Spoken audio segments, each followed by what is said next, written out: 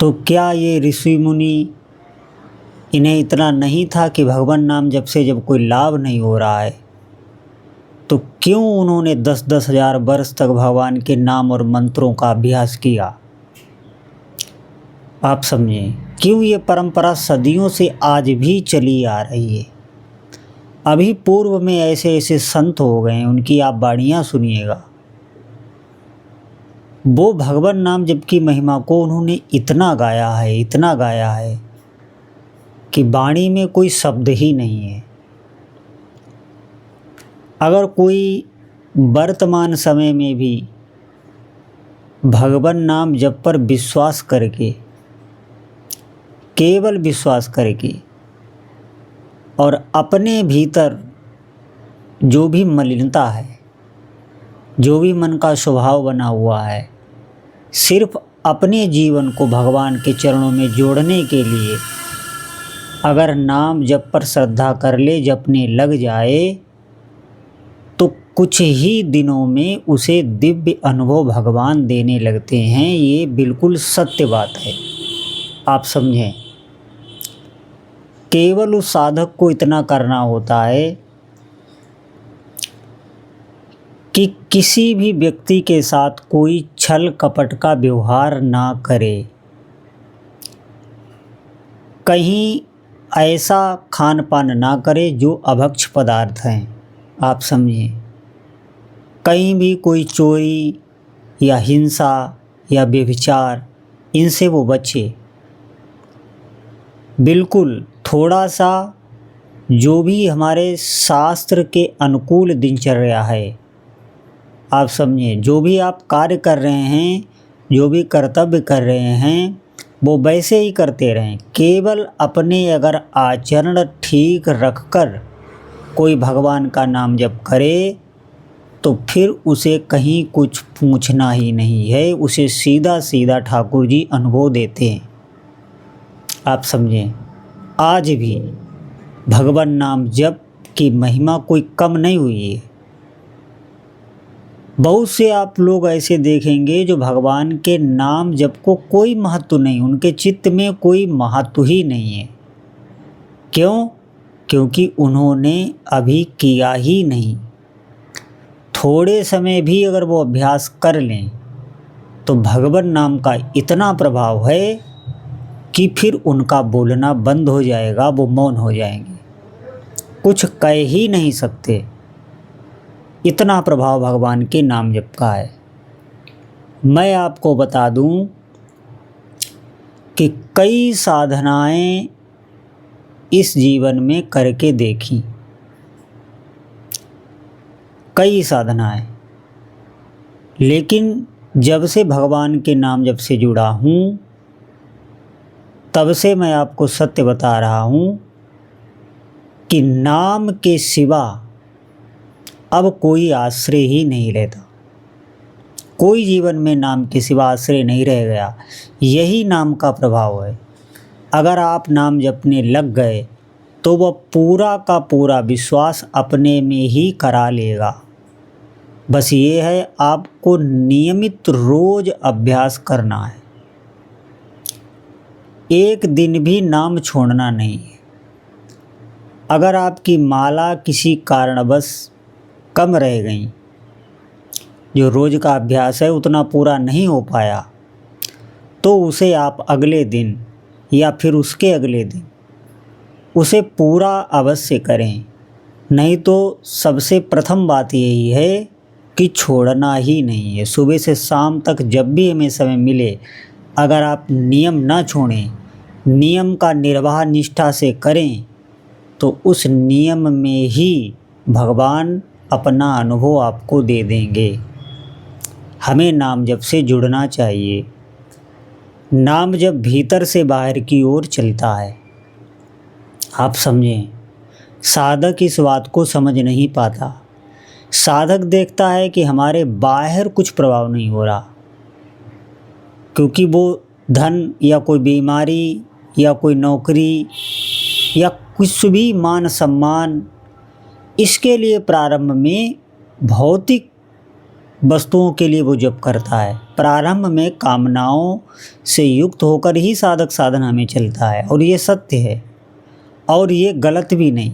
गलत इसलिए नहीं है कि कई जन्मों से हमारा कामना करने का अभ्यास बना हुआ है। आप समझें, सबका चित्त एक सा ही होता है, चाहे कोई कितना भी बड़ा क्यों न हो।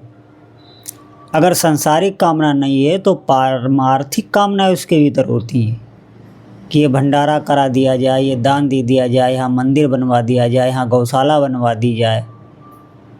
कामनाओं से कोई व्यक्ति मुक्त नहीं हो सकता जब तक उसे भगवत प्राप्ति नहीं हो जाती। आप समझें, तो हमें कामनाएं अच्छी करनी कि भगवान नाम जप में हमारा मन लगने लग जाए, भगवान के चरणों में हमारी प्रीति होने लग जाए। ऐसी कामनाएं व्यक्ति को करनी चाहिए। भौतिक कामनाओं से भजन में हानि हो सकती है। अभी नहीं, अभी तो आप जपेंगे, लेकिन जब आपको बहुत अधिक समय लग जाएगा, क्योंकि पूर्व के अधिक जो कर्म हमारे द्वारा किए गए हैं अगर वो अधिक हैं तो भगवान नाम जप में समय भी अधिक लग सकता है कामना पूर्ति में, और उतना धैर्य साधक के पास होता नहीं है। जो साधना कामना से युक्त होकर करता है उसके पास धैर्य भी नहीं होता है, इसीलिए आगे उसकी श्रद्धा कम होने लगती है। आप समझें, लेकिन अगर वो नाम ना छोड़े, कामना उसकी पूरी हो जाए तो भी नाम ना छोड़े, और कामना अगर पूरी नहीं हुई तो भी भगवान का नाम जप ना छोड़े, तो क्या होगा कि उसकी कामना भी पूरी होगी और भगवान नाम जप में निष्ठा भी बनी रहेगी। बात ये है, वहाँ पर विश्वास नाम जप पर करना होगा, निष्ठा भगवान नाम जप पर आपको दिखानी होगी, तब ये भगवान करते हैं। नहीं तो कामना पर अगर निष्ठा बनी हुई है तो आगे फिर संशय हो सकता है। कामना वही ठाकुर जी आपकी पूरी कर देंगे, लेकिन पहले आपको पूरी तरह यही सोच लेना होगा कि अब कामना पूरी हो या नहीं हो, हमें नाम जप नहीं छोड़ना, हमें भगवान का नाम छोड़ना ही नहीं है, चाहे हमारे साथ जितनी भी प्रतिकूलता अब हो जाए। जब साधक इस स्थिति में आ जाता है फिर सब कामनाएं पूरी होने लगती हैं। आप समझें, ये भी भगवान देखते हैं और ये बिल्कुल सत्य है, भले ही आपके समझ में ना आए। क्योंकि जब तक हम भगवान को एक तरफा मन से स्वीकार नहीं करने लगते तब तक वो देखते रहते हैं। क्योंकि जब तक हम कामना के लिए लालायित हैं तब तक कामना भी पूरी नहीं होती, और जब हम कामना छोड़ने लगते हैं, भगवान को पकड़ने लगते हैं, तब फिर आपकी सभी कामनाएं भी पूरी होने लगती हैं स्वयं, और भगवान में प्रीति भी आपकी बढ़ती चली जाती है। क्योंकि भगवान जिस कामना की पूर्ति करते हैं वो आपके भजन में कभी भी बाधा नहीं दे सकती। क्यों? क्योंकि हमारी बुद्धि बहुत तुच्छ है। हम जो भी पकड़ेंगे अपने स्वभाव से, अपने मन से, अपने सुख के लिए, उसमें हमें पछताना ही पड़ेगा। आप समझें, लेकिन वही अगर हम भगवान की इच्छा पे सब कुछ छोड़ दें और हम केवल उनका नाम जपें, उनको ही पुकारें। नाम जप का अर्थ ही होता है जब जीव में अहंकार शिथिल होने लगता है, वही नाम पकड़ पाता है। नाम पकड़ने का मतलब है कि बार बार हम भगवान को बुला रहे हैं।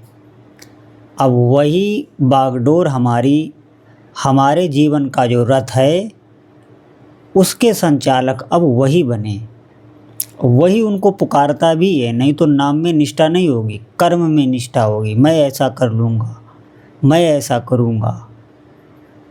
आप समझें, जिसका अहंकार शिथिल होने लगता है वही जप भी कर पाएगा, और जब ये कर्ता भाव नष्ट होने लगता है भजन से, ज्यों ही भजन बढ़ता चला जाता है कर्ता भाव आपका नष्ट होने लगता है। आप समझें, उतना ही जप का प्रभाव भी आप पर बढ़ेगा, औरों पर भी आपका प्रभाव बढ़ेगा, आपकी बात बन जाएगी। और जिनका अहंकार बढ़ा हुआ है तो वो नाम जप को बहुत ही तुच्छ समझते हैं, मनमाने तरीके से कुछ भी वो बोल देते हैं। उन्हें ये पता ही नहीं है कि ये नाम है किसका। आप समझें, जो इस पूरे जगत का कर्ता है, इस पूरे जगत के कर्ता का आप नाम जप कर रहे हैं। जब वो पूरे जगत का कारण है, करता है, वही सब कुछ कर रहा है। ये नाम जब से आपके समझ में आ जाएगा कि कर्ता केवल एक ही है और उसी के द्वारा सब हो रहा है, कोई कर नहीं रहा है। आप समझें, ये अध्यात्म की ऊंची स्थिति है और ये भगवान नाम जप साधक को मिल जाती है सहज में ही। और ये स्थिति आ गई तो समझ लीजिए आपकी ठाकुर जी में ही स्थिति हो गई, क्योंकि कर्ता वही हैं। जब हम भूल से भी कहीं कोई पाप करते हैं, उसका भी लिखा जाता है और उसका भी दंड मिलता है। तब जब आप उस कर्ता के, जो इस ब्रह्मांड का संचालक है, आप भले ही किन्हीं का भी भजन करें, आप माता की उपासना करते हो, आप भगवान शिव की उपासना करते हो, आप हनुमान जी की उपासना करते हो, वही करता है, वो एक ही तत्व है। आपके भाव से वही ब्रह्म बन जाता है। एक ही भगवान हैं, 10-20 नहीं है। जिनका भी आप नाम जप कर रहे हैं वही इस जगत के कर्ता है। आप समझें, इस बात को समझने की ज़रूरत है। भेदभाव यहाँ पे नहीं, क्योंकि नाम और रूप भगवान के सभी समान हैं। आप देखेंगे तो देवी भागवत में तो माँ भगवती ही इस जगत की कर्ता और कारिता हैं। आप विष्णु पुराण में देखेंगे तो भगवान नारायण ही सब कुछ हैं। आप शिव पुराण में देखेंगे तो भगवान शिव ही सब कुछ हैं। इसी प्रकार भगवान गणपति ही सब कुछ हैं। जिनकी भी आप उपासना करते हैं वही पूर्ण तत्व है। तो हमारा विश्वास डगमगाना नहीं चाहिए, हमें उपासना वही करते रहनी चाहिए। भगवान में कोई भेद नहीं, और भगवान में भेद करने से भगवान नाम जप में भी भेद हो जाता है। फिर आप नाम जप नहीं कर पाएंगे, क्योंकि ज्यों ही नाम में भेद हुआ, भगवान की शक्ति में, उनकी दिव्यता में आपके भीतर भेद आ गया, फिर आप उपासना में आगे बढ़ ही नहीं सकते। इसलिए हम जब उन भगवान का पावन नाम जपते हैं तो इसका अर्थ ये है कि हम अपने अहंकार को अब भूलने लगे हैं, इसीलिए हम भगवान को पुकारने लगे। और यही वृत्ति साधक की बढ़ती जाती है, क्योंकि भगवान को केवल अहंकार ही, आप समझे, उनको बिल्कुल पसंद नहीं है। अहंकारी व्यक्ति चाहे कितना बड़ा ही वो धर्मात्मा हो, अगर उसके भीतर अहम है तो वो अभी उसका प्रवेश ही भक्ति मार्ग में नहीं है। भगवान को दीनता बहुत पसंद है, दैन्य, और वो नाम जप से ही आएगी। आप समझें, तो अधिक से अधिक जो भी साधक जितना भजन करेंगे उतना ही अधिक दैन्य भाव आएगा। दैन्य का मतलब है धीरे धीरे भगवान के चरणों में वो समर्पित हो रहा है। शरणागति भगवान के नाम से ही आती है, और पूर्ण शरणागत हो जाने पर वो भगवत स्वरूप ही हो जाता है। क्योंकि उसका अहम जो है ये बहुत ही सूक्ष्म तत्व होता है, और ये नाम की कृपा से भगवान में समर्पित हो जाता है, तो वो साधक भगवत स्वरूप ही हो जाता है। ये देखें आप नाम की महिमा, और ये सब नाम में सहज में ही हो जाएगा। साधक को इसका पता भी नहीं चलेगा। आप समझें, पूर्ण शरणागति भगवान में हो जाती है। लेकिन क्या अभी जब हम जप कर रहे हैं तो हमारी शरणागति नहीं है? अब भी हमारी शरणागति है। जब से आपने नियम ले लिया भगवान के नाम जप करने का, तभी से शरणागति आपकी प्रारंभ हो चुकी है। हम भगवान की शरण में ही हैं। नाम लेने का अर्थ ही है कि हमने पुकारा तभी है जब हम हार चुके हैं। इसलिए जो भी साधक सुन रहे हैं आज से नियम से भगवान का भजन करें। भगवान के नाम की सामर्थ्य की महिमा कोई गा भी नहीं सकता, आप समझें। तो जो भी उपहास करते हैं उनकी क्या दशा होगी, आप ध्यान दें। भगवान नाम जप से बड़ी इस कलयुग में कोई साधना नहीं है। और जो थोड़ा सा भी इसमें जुड़ेंगे, थोड़ा सा भी जो भजन करते हैं, उनको भी अनुभव होगा और वो आगे बढ़ते चले जाएंगे। इसीलिए आज से ही अधिक से अधिक भगवान नाम जप करें। बोलो जय जय श्री सीताराम।